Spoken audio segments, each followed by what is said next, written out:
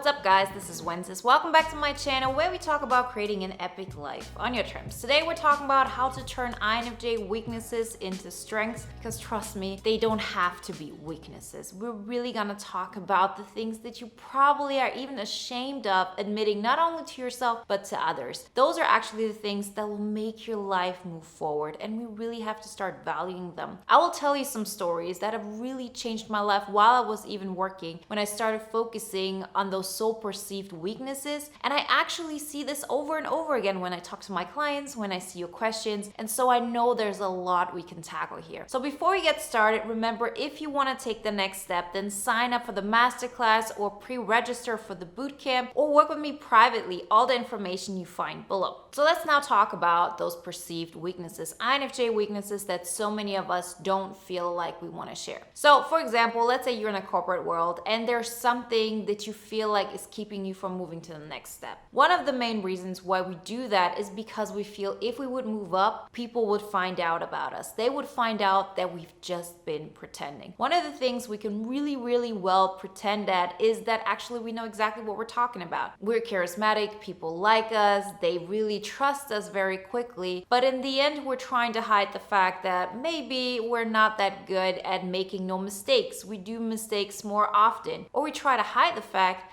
that we're not really busy all the time, that we're not somebody who really does the work consistently and continuously all day long. See, those are some of the characteristics that can be interpreted as weaknesses. So for example, if you're not being somebody who can take on a lot of tasks and do them quickly one after the other, this is something maybe a typical INFJ couldn't do, but an ESTP could, or an ESFP, or just somebody with a stronger sensing function. And at the same time, let's say you make mistakes when you do an Excel spreadsheet, or you make mistakes when you write a text. They're just little mistakes here and there, and they just go by. You don't even recognize that you're making them. And then you have somebody with a strong SI, so somebody who's very detail oriented, somebody who has a really strong introverted sensing. They see that right away. They see that, and they see that as a weakness in you, because this is something that they value. They're good at this. So of course, when you're around them, you will feel like this is something I have to hide. And in our society, really most types that you see out there are sensors. That is the one thing we all know. And then there are also a lot of people who are IS dominant or have it as a second function. So of course, this is also something that predominantly in our society is being valued. So if you teach yourself, okay, this is what I should be doing, but I'm not like that, I will just use all my gifts that I have, which are extroverted feelings, so you can make people like you, you understand what they want, and at the same time, your introvert intuition, which means that you understand systems. You can thrive in atmospheres where there are not a lot of information. You may need a little bit longer to get them, but therefore, you really build a system. I had a video a long time ago about the INFJ learning curve, that we just gather information and then we grow, but we grow exponentially. Because all of it is like a spider web that just starts building from the inside out. And the more we know, the more information we have, the clearer the picture becomes. So what do we try to do? We try to hide our so perceived weaknesses with our strengths. But we do that behind closed doors. We don't go out into the working space and tell people, yeah, I know exactly how to convince people. I know exactly how to make people trust me. And at the same time, I'm not somebody who works a lot. I don't do that. I make a lot of mistakes and I don't work hard, but I can thrive in environments where I don't have much information, and I'm not scared of the unknown because I'm good at those situations. That's not what we do. And we don't do that mainly because we want to be accepted by others. So we all need social inclusion. So don't tell me, oh, I don't need to be included. I don't care. I'm this fighter. We all are. I'm not denying that. I'm just saying, in general, we as people want connection and we want social inclusion. So what do? We try to make people understand us. We really try to make the others give us a feedback of, you're good, you're okay. It doesn't matter that you're not good at SI, so detail-oriented work. It doesn't matter that you're not good at SE, so hard work, so to say, and really pushing through and conquering. It doesn't matter that you don't value those things. You're really good at those other things. These are the things you should be focusing on, that you should love and you should really cherish. You're not gonna hear this from the people who all the time are not only doing the SI, so the detail-oriented work, the hard work, the fact that they thrive in environments where there's nothing new. where they're really good at knowing exactly what's gonna happen. They're not gonna tell you it's all good to be all those other things when they themselves are really good at being detail oriented. So having a strong introverted sensing, they're not gonna tell you, oh, it's okay that you're lazy or slow or that you're just chill all the time, when they have really strong extroverted sensing in them. So they're really good at conquering. They love to actually take on tasks and make them happen. And they're also not gonna look at you and say, it's great that you can thrive in these unknown environments, when all they know is an environment that they continuously go into. Specifically people who are sensors. And it doesn't matter if they're introverted sensors or extroverted sensors, they really love what they can see, what they actually experience. This is where they thrive. Doesn't make us more smart or them more smart, it's just what they thrive in. So this is actually the thing that they're good at. This is the thing that they also have learned that people value. Because here's the difference. Why doesn't the extroverted sensor, for example, say, oh, I'm so bad at getting into new situations where I don't know anything, and then I could imagine everything that this could be? They don't think that. And the introverted sensor doesn't go to you and says, oh, you have all these ideas because your intuition is so strong and you pick up all kinds of possibilities, whatever it is that you really value, because they themselves are focused on doing detail work. They're focused on going in depth. They're interested in understanding something deeply and getting all the details right. But on top of all of this, sensors are the majority. Everything besides INFJ is the majority of people around us. That's just hard facts. So what do you do if you're in an environment where people are more like you? And I'm talking about the sensors here, for example. Of course, they're gonna love to encourage each other that the thing that they love and that the people around them value because they do that themselves, that this is the thing that matters. They're not gonna get out of their own world to see the world through your perspective and then tell you, oh, I wish I was more like you, because you're in their environment. You're there where they're the majority. So this thing will always win.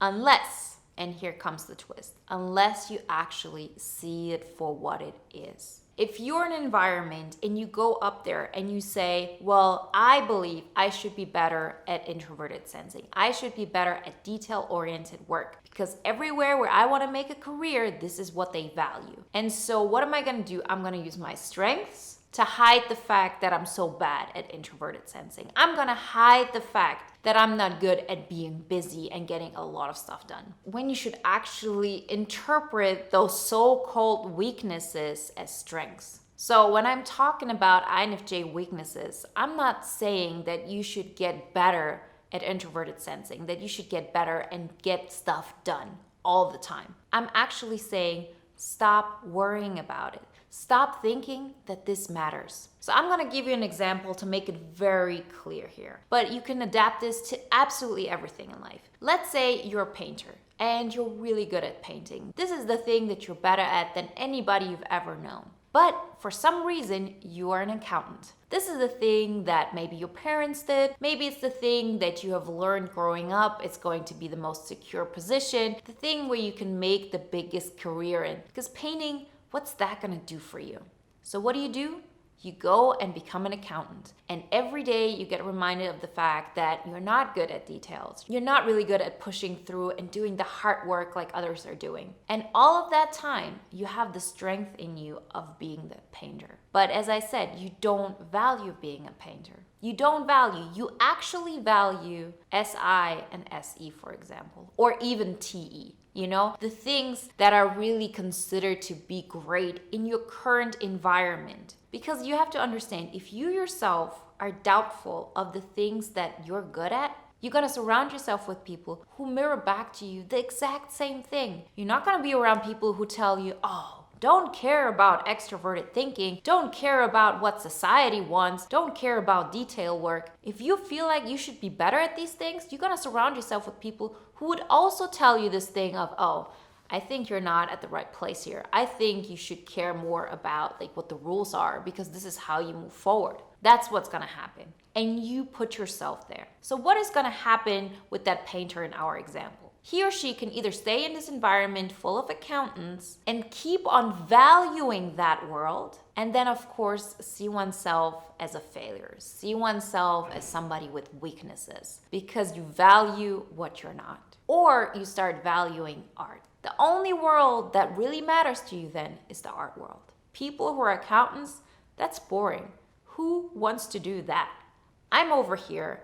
I'm painting maybe a painting every other week, but because I understand exactly how to present myself, because I know how to make people listen to me, I'm charming. I can thrive in environments where there's not much information, but I will figure the system out. I will actually find out how to find buyers for my painting. And I'll sit there and I will not do the hard work. I will not do the detail work. I will do this over here. And because I'm good at what I'm good at, I get to sell this, make money off of it, and actually bring value to the world. Because there's nowhere in this world where it's said that being a painter is less valuable than being an accountant. It is just not. Because you might feel, oh, there are a lot of painters who don't make a lot of money. There are a lot of accountants who don't make a lot of money. Don't get it twisted. Even the painters that are not that successful, it's not because they're not good at painting. Most of the time, if you look at their work, it's amazing. It's because they haven't actually taken on personal development, understood how to value their own strengths and market themselves. Get somebody to market them, to understand what it really takes to get you to the right places, to have that mindset of wanting to grow in this area. There's always this underlying belief of this doesn't matter so much.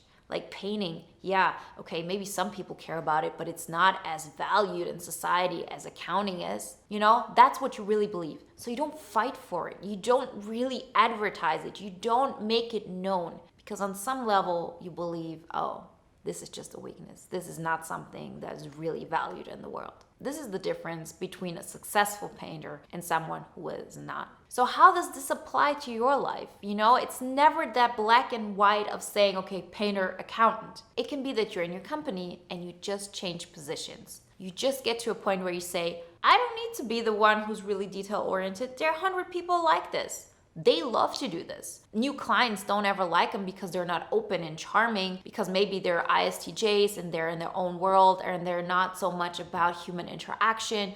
But that doesn't matter. That doesn't make them worse people or better people. It's just that's what they're good at. You, on the other hand, you love to talk. You love to have people feel comfortable in your surrounding. You make people trust you. And you're the one who wants to take on new challenges because you're not afraid of the unknown. Because you're not addicted to having all the details in place. You are thriving in situations where you just have a couple of information. It's exactly the opposite of somebody who's really good at the detail-oriented work. You actually start marketing yourself with this. You don't hide those other facts. You just say, well, I know I'm not good at details. I know I'm not good at really putting in hard work, and I'm not that good at doing the same thing over and over again. But who cares about this? I'm good at these things, and I'm gonna market them.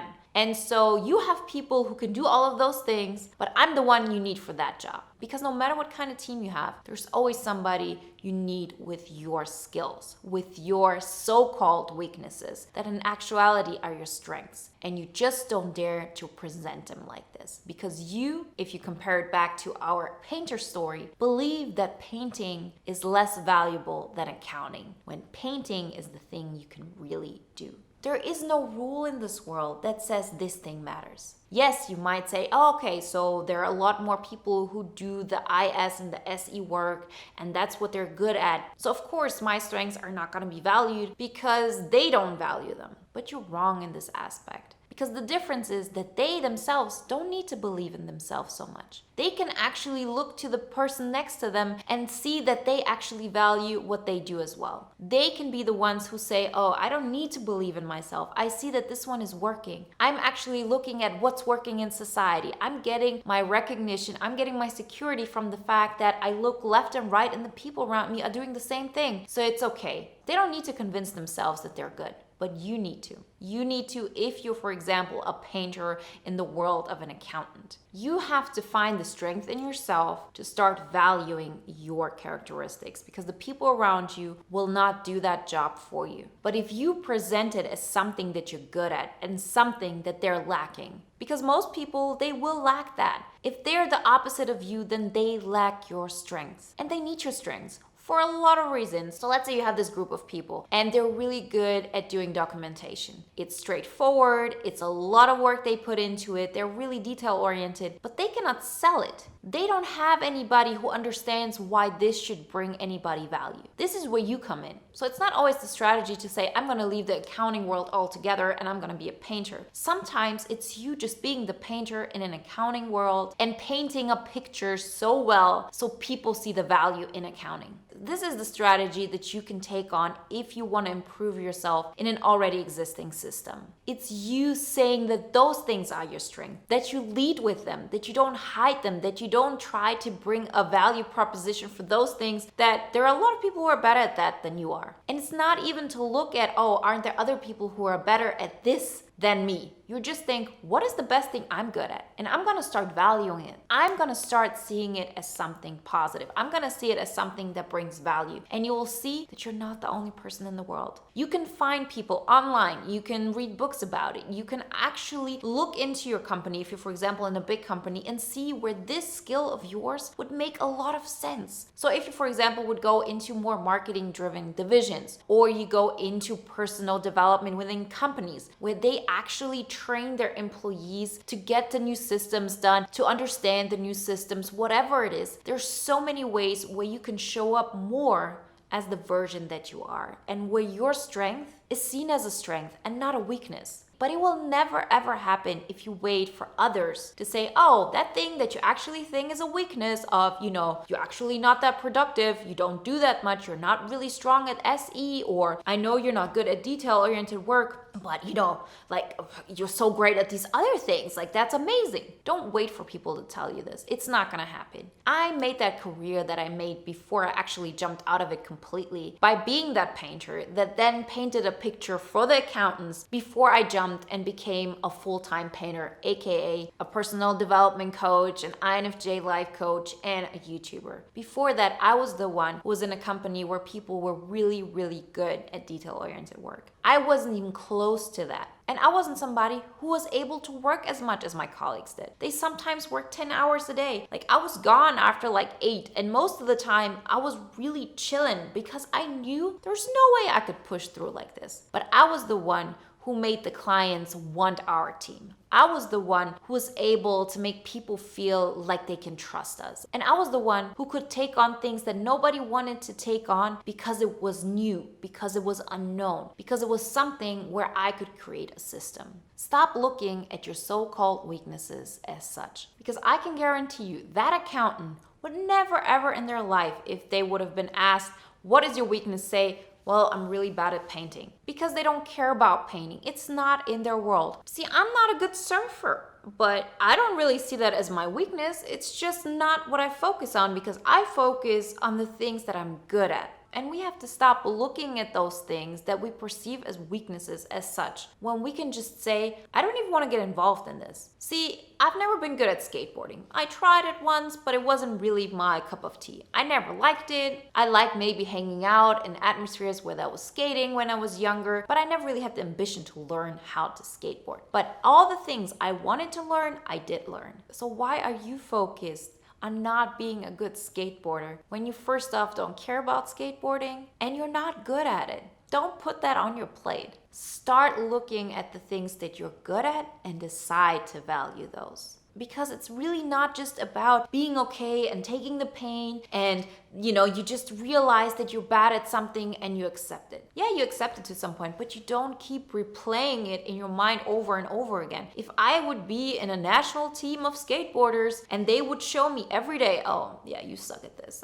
You're not really good. What are you actually doing here? And why are you trying to be a skateboarder? And then I keep telling the same story to myself over and over again. And that's why this attitude won't just go away when you go and get another job, because the same thing is going to happen unless you start valuing what you are good at. And it can be tricky in the beginning, I get that, but that doesn't mean that you can't make it happen. Because in the beginning, you're in an environment where nobody values your strengths, neither the people around you nor yourself. Because you, up until this point, haven't valued them for yourself. So of course you surrounded yourself with people who didn't value them either. So you have to be the one who first off makes that decision and then takes on steps to really changing your entire reality realm. For you to actually change into a person who not only says, I value these things, but somebody who really believes that painting is the only cool thing in the world and accounting, what a waste of time. That is the person you have to be, because you're not minimizing what the accountants are doing, but they should value what they do, and you should value what you do. I'm glad that there are accountants out there so they can do my books, but that does not mean that I want to be doing it, that this is something that I want to learn. I want to be a painter. That's the thing I'm good at. That's what I'm living for. So I'm going to value that. So it starts with you repeating these things to yourself, and for you to taking the steps that will make this more prominent in your world. So for example, if you're in a company, you start showing up with those strengths. You don't even pretend that you're good at these things over here that you're not. You make it obvious that you can do this barely. Like, it's okay if you have to, you can do this, but this is actually what you can bring to the table. This is what you can value. And even better is if you actually start stepping up. So you go and apply for better jobs. So somewhere where you get more money, where your skills are the reason why you're on that job. It's not like, okay, we're looking for this SISE person, and then you come in and because of your other skills, you were able to fool us that you're actually not that bad at these things. No, you go somewhere where they're actively looking for a person who can bring to the table what only you can bring to the table. That's the solution. That's the thing that's gonna make you feel more alive. That's the thing that's gonna make you feel more valued, because you're the one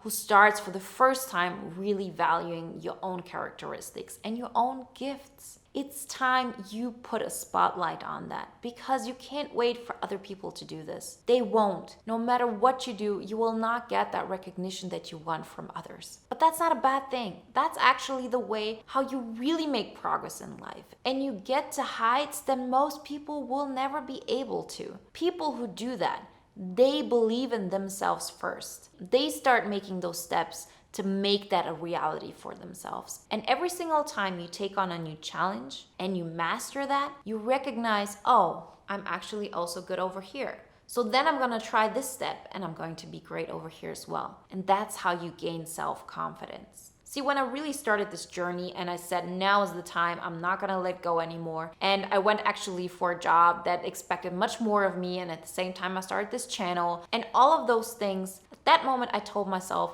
let me see where I fail. Let me see how far I can take this in this environment. And actually, like, I was in an SISE environment and I really presented myself as this INFJ person with these strengths. And I said, let me see how far I can take it. Let me see to what point we will get before people say, okay, we don't want you here anymore. You're not good enough. Please leave.